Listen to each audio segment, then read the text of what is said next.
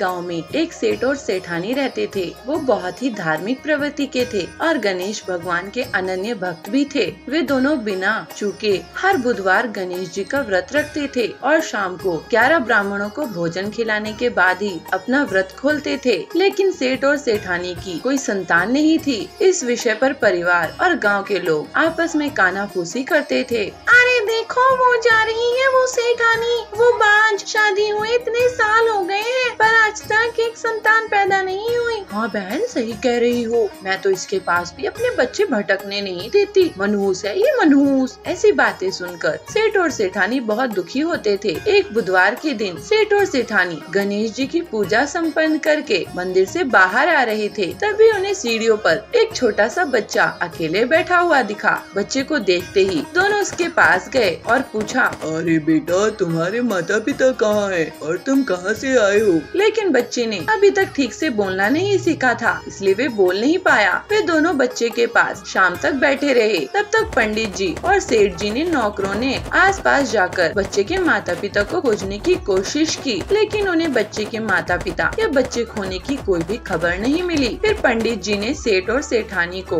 बच्चे को अपने घर ले जाने को कहा।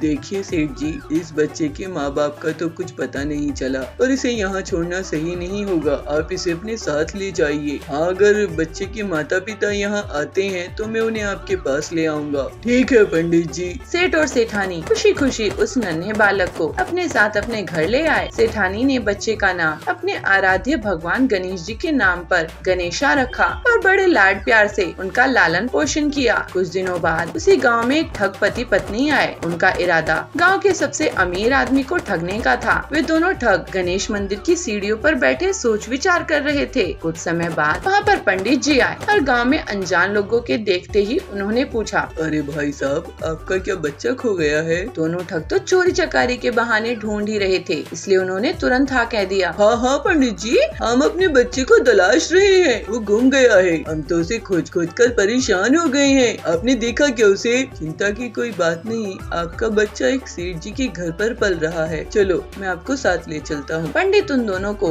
सेठ जी के घर ले गया। गणेशा के माता पिता आए हैं, ये खबर सुनकर सेठ और सेठानी बहुत दुखी हुए। सेठ जी ने उन दोनों पति पत्नी को एक रात के लिए अपनी अतिथि गृह में ठहराया। अब वह दोनों ठग सिर्फ मौके की फिराक में थे और उसी रात सभी लोग के सो जाने के बाद वो दोनों तिजोरी वाले कमरे में पहुंच गए। छानबीन के वक्त होने वाली छोटी मोटी आवाजों से सेठ जी का एक नौकर जाग गया और आवाज की दिशा में तिजोरी वाले कमरे के नजदीक आ पहुंचा। उसने चुपके से अंदर झांक कर देखा तो दोनों मेहमान कीमती सामान चुरा रहे थे। नौकर ने देखते ही उस कमरे के बाहर कुंडी लगा दी और चोर चोर बोलकर पूरे घर में हल्ला कर दिया। शोरगुल की आवाज सुनते ही घर के सारे लोग इकट्ठा हो गए। फिर सेठ जी ने उन दोनों चोर पति पत्नी को कमरे से बाहर निकाला और सुबह सुबह पंचायत में हाजिर कर दिया। सेठ जी ने सरपंच जी को पूरा मसला बताया और कहा, मुखिया जी, ये दोनों तो चोर हैं। अब हम गणेशा इन दोनों को नहीं देंगे। अरे कैसे नहीं दोगे? ये हमारा बच्चा है, हम लेके जाएंगे। सरपंच ने इस गंभीर समस्या का एक तोड़ निकाला और सेठानी और दूसरी पत्नी गणेशा के सामने खड़ा कर दिया और कहा, जिसके भी आंचल से दूध की धार गणेशा के मुंह में जाएगी, बालक गणेशा उसके पास रहेगा। फिर वो दोनों अपने अपने आंचल मुंह के सामने फैलाकर खड़ी हो गई। सेठानी जी मन ही मन गणेश जी के नाम का जाप कर रही थी और देखते ही देखते गणेश जी की कृपा से सेठानी जी के आंचल से दूध की एक धारा गणेशा के मुंह में गिरी। इस तरह गणेशा सेठ और सेठानी के साथ हमेशा के लिए रहने लगा। वो गणेशा कोई और नहीं, भगवान श्री गणेश ही थे। वृंदावन नगर गांव के जंगल में पीलू चिड़िया रहती थी। वो भगवान श्री कृष्ण की भक्त थी। हर रोज उन्हें अपने हाथ के बने हुए बेसन के लड्डू भोग में लगाती थी। उसके पिताजी एक फैक्ट्री में काम करते थे और माँ घर संभालती थी। एक दिन पीलू के पिताजी का फैक्ट्री में एक्सीडेंट हो जाता है और उन्हें बेड रेस्ट के लिए कहा जाता है। हे भगवान, ये क्या हो गया? इस उम्र में इनका एक्सीडेंट हो गया है। ये कैसे परीक्षा ले रहे हो हमारी? अभी तो पीलू की शादी भी तो करनी है। इनके इलाज के लिए हमारे पास पैसे कहाँ से आएंगे? माँ, तुम चिंता क्यों करती हो? ये भगवान की ही दया है कि पिताजी की जान बच गई। और रही इनके इलाज की बात, उसके लिए मैं पैसा कमाऊंगी। मुझे बेसन के लड्डू बनाने आता है। मैं बेसन के लड्डू को घर घर बेचा करूंगी। भगवान का भोग है, सभी को पसंद आएगा ही। बेटी, तू कितनी हिम्मतवान है और तेरी भक्ति कितनी शुद्ध है, लेकिन उसके लिए भी तो पैसे कहाँ से आएगा बेटी? माँ, मेरे पास कुछ पैसे जमा है, मैं उनका इस्तेमाल कर लूंगी। इसके बाद पीलू बेसन के लड्डू बनाना शुरू कर देती है। हर सुबह भगवान श्री कृष्ण को भोग अर्पित करती है और बाकी के टोकरी में ले जाकर बेचने लगती है। लड्डू ले लो लड्डू, बेसन के लड्डू, लड्डू ले लो लड्डू, बेसन के लड्डू। ऐसे बेसन के लड्डू कभी भी नहीं खाए होंगे। सुंदरी उसके पास जाती है। अरे वाह पीलू, इन लड्डू में से तो बहुत अच्छी खुशबू आ रही है। पीलू सुंदरी को लड्डू खिलाती है। बहुत ही स्वादिष्ट लड्डू है ये। कितने अच्छे से बेसन को पकाई हो। 1 किलो दे दो, मैं अब पूरे रिश्तेदारों में बांटूंगी कि पीलू कितने अच्छे बेसन के लड्डू बनाती है। थैंक यू सुंदरी दीदी, भगवान श्री कृष्ण जी के हैं, उन्हें अच्छे लगते तो सबको अच्छे लगेंगे। इस तरह से पीलू के बेसन के लड्डू की बिक्री बढ़ने लगती है। हे कृष्णा जी, आपको लड्डू खिलाते खिलाते मुझे लड्डू बनाना आ गया और आज आपके भोग के कारण ही मैं अपने परिवार को संभाल पा रही हूँ। आपकी जय हो। एक दिन पीलू, हमने तुम्हारे बेसन के लड्डू की बहुत तारीफ सुनी है।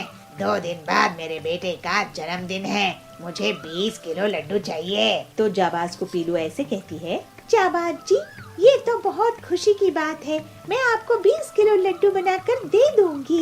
लेकिन एक बात सुन लो पीलू, अगर एक भी लड्डू खराब हुआ तो तुम्हारी खैर नहीं। मैं लड्डू भगवान श्री कृष्ण के लिए बनाती हूँ जाबाज जी, इसलिए लड्डू का खराब होने का कोई सवाल ही नहीं होता। ये पीलू कहाँ से लड्डू बनाने लगी है? पहले तो मेरे यहाँ ग्राहकों की भीड़ लगी रहती थी, अब तो मेरे लड्डू में कीड़े लग रहे हैं।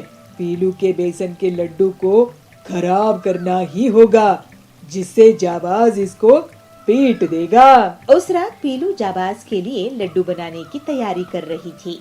फिर वो सोने चली जाती है। तभी कालू एक मिट्टी का पैकेट लेकर उसके घर में घुस जाता है। अब तुझे कौन बचाएगा पीलू? कालू लड्डू में मिट्टी छिड़काकर भाग जाता है।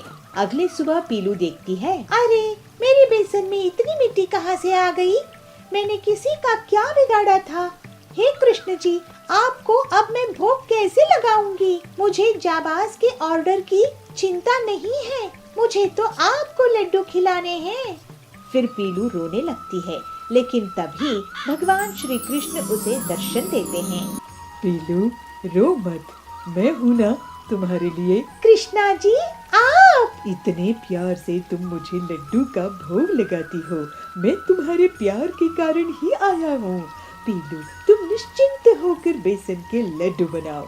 जिसने तुम्हारे नुकसान करने की कोशिश की उसे मैं देख लूंगा। फिर श्री कृष्ण बेसन के ऊपर से हाथ घुमाते हैं और पूरी मिट्टी बेसन से अलग हो जाती है।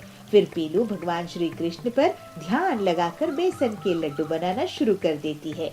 और अगले दिन, ये लीजिए जाबाज जी, आपके बेसन के लड्डू। वाह पीलू, सभी मेहमानों को तुम्हारे लड्डू बहुत पसंद आ रहे हैं। शाबाश, आपसे तुम्हें हमारे घर के हर फंक्शन का ऑर्डर मिलेगा। जय श्री कृष्ण। पीलू अपने घर की तरफ वापस जा रही होती है तो वो देखती है कि लोग कालू की पिटाई कर रहे हैं। हमें लड्डू के नाम पर मिट्टी खिला रहे हो? ये लो कालू, तो दिल से भी काला है। मेरे बच्चे का तेरा लड्डू खाकर दांत हिल गया। पीलू समझ गई कि उसके घर में आकर किसने मिट्टी मिलाया था। भगवान श्री कृष्ण की शुद्ध भक्ति के कारण पीलू की दुकान इतनी चलती है कि वो अपने पिताजी का अच्छे से इलाज करवा लेती है और कुछ ही दिनों में अपनी लड्डू की एक छोटी सी फैक्ट्री खोल लेती है। पीलू और उसका परिवार अब हंसी खुशी रहने लगता है और पीलू रोज कृष्णा जी को लड्डू का भोग लगाना जारी रखती है। बंटी अपनी बहन पीलू से मिलने के लिए एक गांव में गया। पीलू उसको देखकर बहुत खुश हुई। बंटी भैया कैसे हो? आपको देखकर बहुत खुशी हुई। आपके जीजा दिन ब दिन कंजूस होते जा रहे हैं, इसलिए कहीं जाने के लिए वो पैसे भी नहीं देते। क्या बात कर रही हो पीलू बहन, जीजा जी इतने कंजूस है क्या? हाँ, आपको यकीन हो जाएगा जब आप उनसे मिलोगे।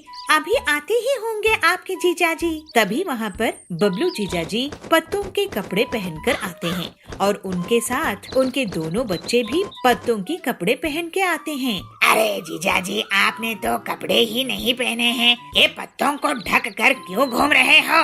अरे बंटी, कपड़े खरीदो, उसके बाद उसे धो, जिसमें वॉशिंग पाउडर और पानी का खर्चा आता है। इतना खर्चा क्यों करना? प्रकृति ने इतना बढ़िया फ्री के कपड़े दिए हैं। अच्छा, बाकी बातें बाद में करेंगे। अभी सब्जी बेचने वाला कालू आने वाला है, उससे ताजी सब्जी ले लेता हूँ। पर उसमें भी तो आपको पैसे खर्च होंगे ना?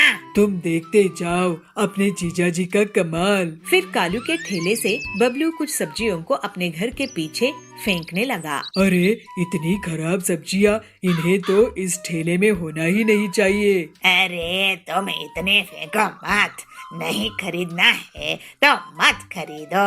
अरे जाओ कालू जाओ, मुझे तुमसे सब्जियाँ नहीं खरीदनी है। कालू वहाँ से चला जाता है और बबलू फेंकी हुई सब्जियों को लाकर पीलू को दे देता है। ये देखकर बंटी हैरान रह जाता है। अरे ये सब्जियाँ बेकार नहीं है, बस कुछ दाग लगे हैं, इन्हें साले साहब के लिए बना लो पीलू।